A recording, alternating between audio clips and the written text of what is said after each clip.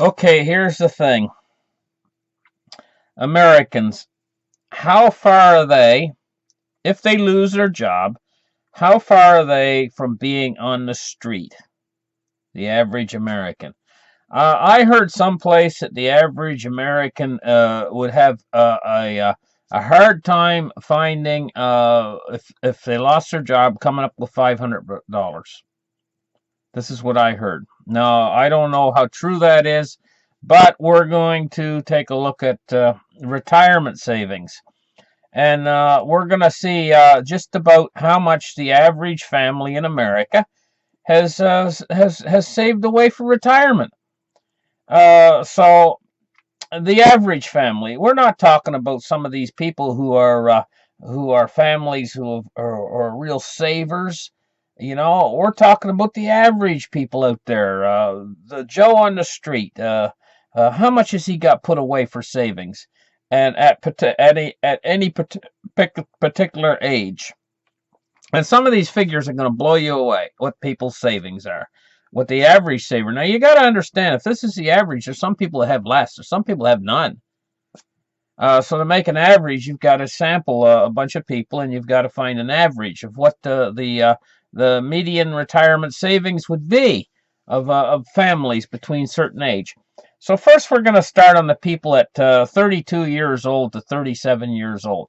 How much have they put away for their retirement? Would you believe that they've only put away $480 at that age? That's the average. They only have 400 or $500 put away when they're in their 30s. So what about the older people? The people in families is getting on a little bit later in life. Say they're in their late 30s or almost in their 40s or in their early 40s, late 30s to early 40s. How much do they got put away? Well, they've had a chance to put a little bit more money away because times were better, and they've been working a bit longer, and they've had a chance to put a little bit more money away. They've got on the average $4,200 put away for their retirement. But I'm going to tell you, that's still not much in today's world. $4,200 is really not much put away for their retirement. So now, what about the people that are 45 to 50? 45 years old to 50 years old. How much have they put away? Well, you'd think they'd have a lot more.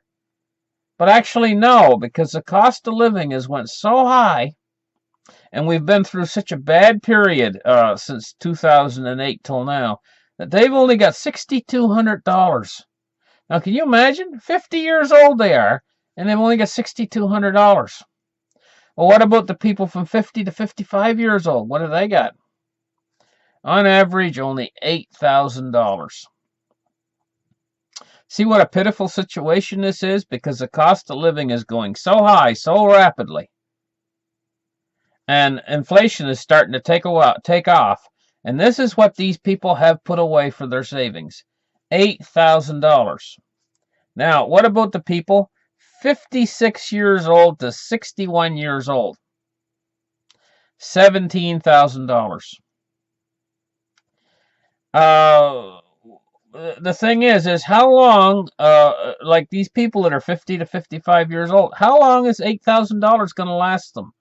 So what's happening now because of these numbers, because these people do not have a sufficient amount of money put away for a happy retirement, what's happening, you're finding, is that the people that retire are having to work. They're having to work even when they hit 65 now. They're having to work even when they're 70 years old. They're still working. They're working when they need maybe a hip replacement or something. They're wobbling into work, and they got pain and aches and pains and everything else, and they're having to wobble into work. In the end, they'll have 90-year-old people crawling to work. And this is the kind of society that we're living in. This is the effects of socialism on society, but it's not real socialism. You see, just like the capitalism, they say capitalism is not working now. Well, that's because it's not real capitalism. It's crony capitalism. The socialism is not even real socialism. all the form of government that we have, the forms of government that we have, the socialism and the capitalism, are both basically almost exactly the same. They've blended to where they almost exactly the same thing. It's a crony government that's run by a bunch of lawyers that shouldn't even be in there. They're corrupt. They're a criminal gang, is what they are, and they're in league with the bankers, and the bankers are inherently evil. They're evil, and they're running the show. That's like putting the fox in with the hen house. That's like making the fox in charge of the hen house. I mean, and this is the system that we got going now, and it's totally corrupt. And this is why these poor, pitiful people here in this position when they're in this age. And I mean, I should talk because I'm in the frying pan with them. What are we going to do? What are we going to do? Are we going to have to work until we're 90 years old? Is this what we're going to have to do? Is this the kind of system that we've established? When the 1%, of the people out there are holding 99.9% of the wealth. And I'm going to give you a little secret to it. That 1% of the people out there, they want to exterminate all of us. But they must be really stupid, because if they've got their foot on all of our backs and we're supporting them because they're running everything in this pyramid structure and we're down here on the bottom, right? And they're up there and they're in that little chronicle up near the top and we're supporting all of them. So if they crush us and get rid of us, who's going to support them? Who's going to bring them their lavish dinners every night? And who's going to rub their backs? And who's going to do everything that they want done to them? That their shoes that are made out of a special Italian leather, and all their special cigars they smoke and everything else. Who's going to supply all this stuff to them if they get rid of us? Which is their plan. I think it's an idiotic plan myself. I think it's based in stupidity, the plan to get rid of all of us. But this is what they want to do. They want to depopulate the world, and then they want to establish their new kingdom where they're going to have complete rulership over everyone by computer. And we're all going to be like computer clones with some chip in our forehead, and we scan our forehead across the counter to pay for anything. And the first step of this is you go into Walmart. You do go into Walmart and watch. They've got a whole place in Walmart in the center there, right in the center where they check everybody out, where they got all these registers that they scan yourself. And they've got most of their employees in there trying to teach these people how to use these registers. And what they do is, if you want to cash out and you want to use cash, they're going to penalize you. They're going to say, you got to go over there. And you see there's only one cash register open over there and a big long lineup behind it. And all the Walmart employees are all working in the center there trying to teach everybody how to use the cashless registers. You want to know why? Because they want to get rid of cash. And this is all connected into the globalists and their effort to get rid of cash. It's because they know that if the banks have a bank run on them, when we find out that our money's not really in the bank, the money that we have in the bank is no different than World of Warcraft money. It's all digital. Just like you see your kid playing World of Warcraft and everything, and he's, I got so much gold. I got 1,000 gold tonight. And he's got that in his head. He thinks it's real.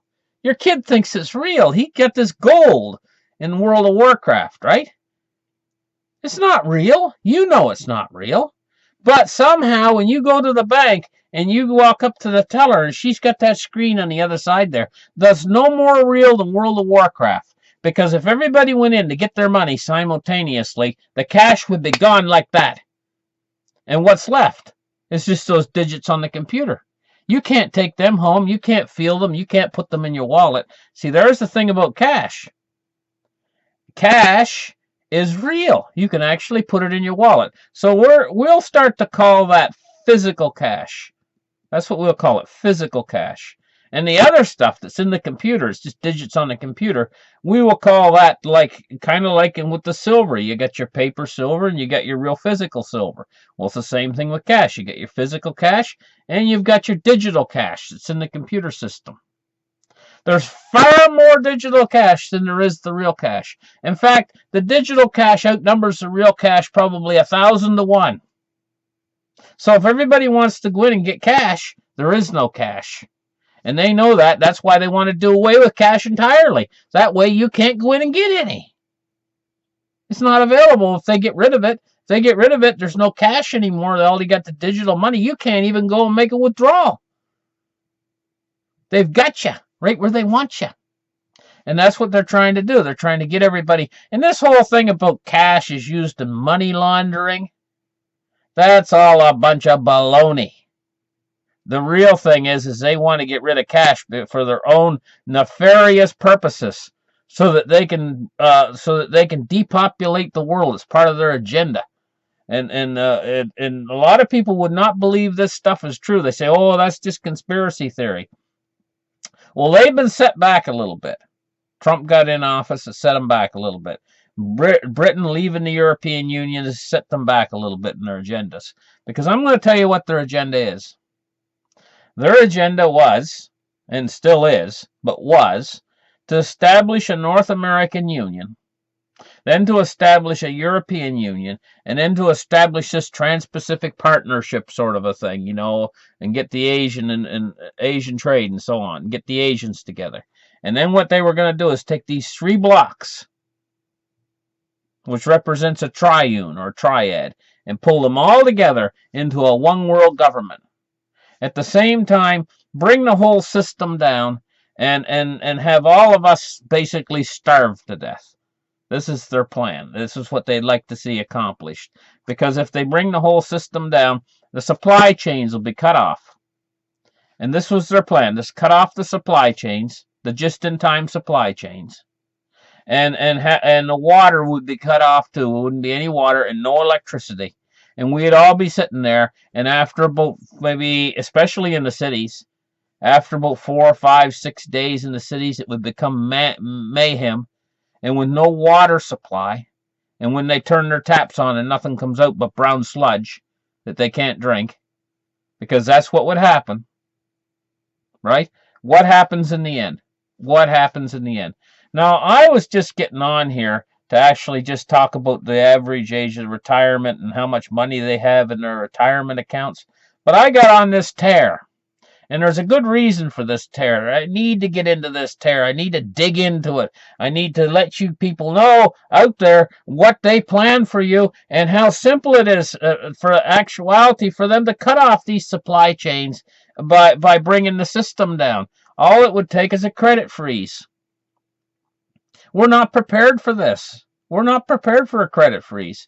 If the banks stop interbank lending and they freeze all credit, and you go to your ATM and that ATM doesn't work anymore, everything will shut down. Everything's connected to money. Everything will shut down. The whole world will shut down, and then these elites will get what they wanted. But maybe in the end, they might wish that they didn't have it. Do you remember there was an old fable about... I kind of remember what his name is. Everything he touched turned to gold. I can't think of his name. Anyway, he touched. So he wished that he would have this ability that everything he touched would turn to gold. And this king, right? And so he got it. They granted him his wish.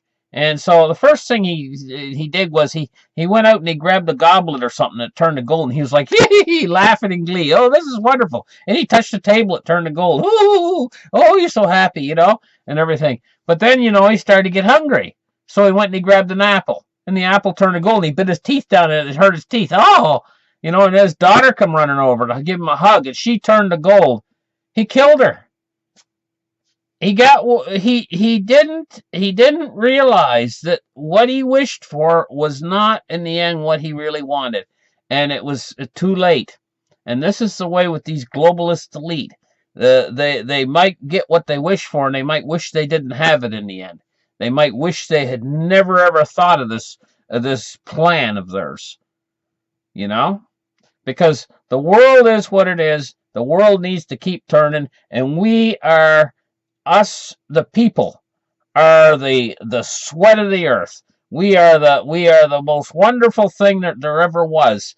We are what makes the world the world. We are what keeps the world turning. We are the people, and they look at us as slime on the bottom of their boot, like we're poop on the dog poo on the bottom of their boot, and they hold their nose up to us like this, right?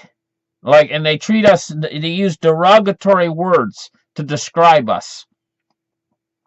They describe us in a derogatory fashion, as if we're nothing. But we're what supports them, and they better not forget that. So thank you for listening. Like and subscribe, and we'll catch you in the next article.